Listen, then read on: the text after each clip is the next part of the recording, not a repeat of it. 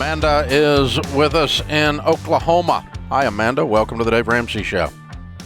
Hey, Dave. Thank you so much for taking my call. Sure. What's up? So I had a quick question. I wanted to know what you would do in our situation. So my husband and I were both 28, and we're on steps 4 and 6 because we don't have kids. And we had a fully funded 6-month emergency fund, and we were planning to take a trip 3 days before Christmas to go to New York City and, see it all lit up for Christmas because it's been like a dream of mine since I was a kid.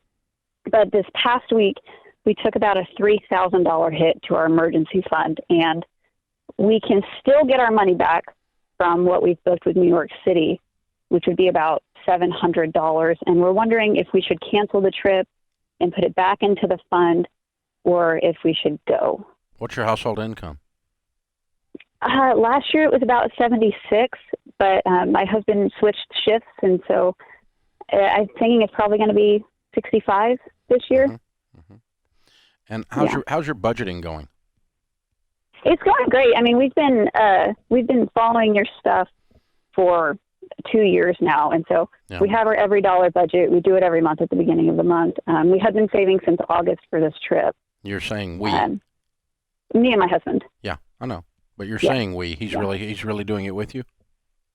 Yeah. Okay. We both worked 3 jobs, the two of us. How old? And you said you're 28, and you've been saving. It took you from August to save $700.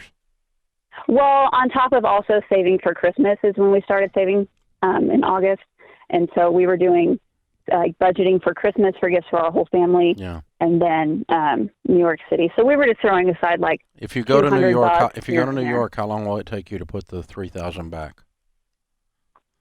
I don't know, a couple months probably. Okay. And if you don't go to New York, it takes you almost a couple of months.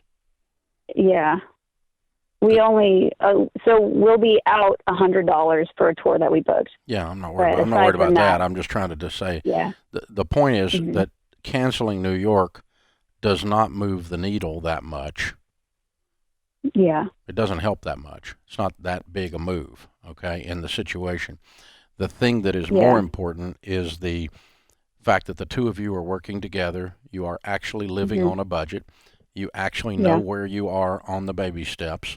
You're not trying to trick them. You're not trying to figure this out.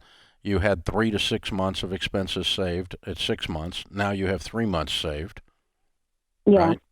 And so, you're not using your emergency fund to go to New York. It was already booked and done. You just have a reduced emergency fund.